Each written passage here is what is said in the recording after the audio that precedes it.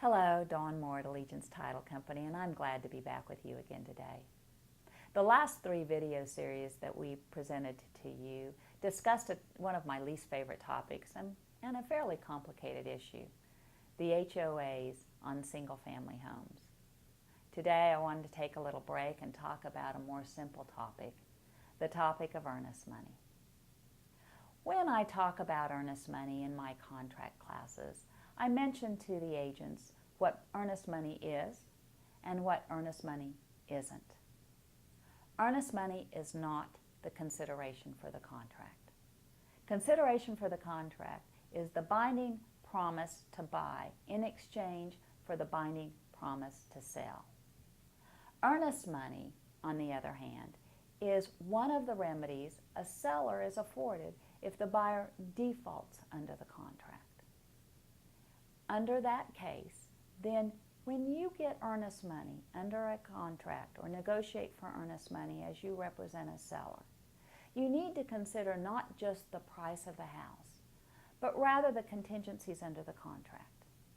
For instance, if you had a $300,000 offer on your listing, and the offer was an all-cash offer with a close in 3 days, then how much earnest money should the seller negotiate?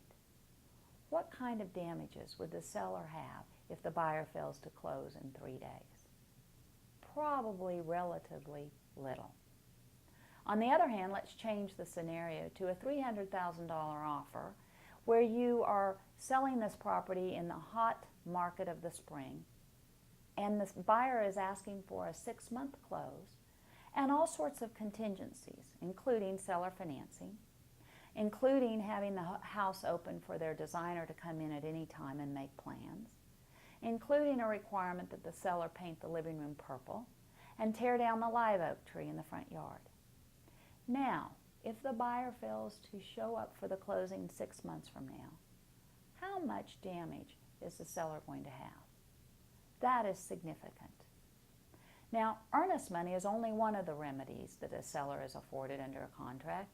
As you know, a seller can sue for specific performance, which is very difficult against a buyer, or sue for damages, or receive the earnest money.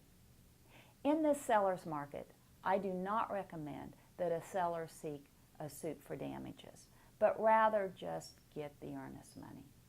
The reason for that is, as a seller sues for damages, it is difficult to put the house back on the market. And in this day and age where these properties are selling quickly, it would be in the best interest of the seller to put their house back on the market. So be sure when you negotiate for a seller to get your earnest money that you get enough to compensate the seller for their damages should the buyer fail to close. Now, the other question I get from the agents, they say, but how can I get earnest money from the title company when a buyer's in default and the buyer refuses to sign a release of contract? I point out to the agents paragraph 18D of the contract and suggest that they point that out to the buyer.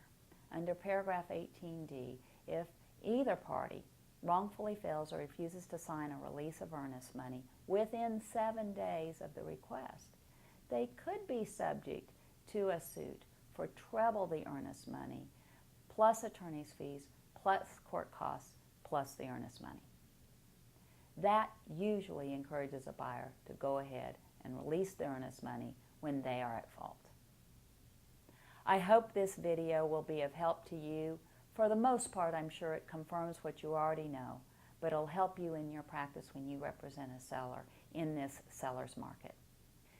We hope you find these videos helpful, and if you do, we ask that you support us in our continuing efforts to provide these videos by allowing us to close one of your transactions.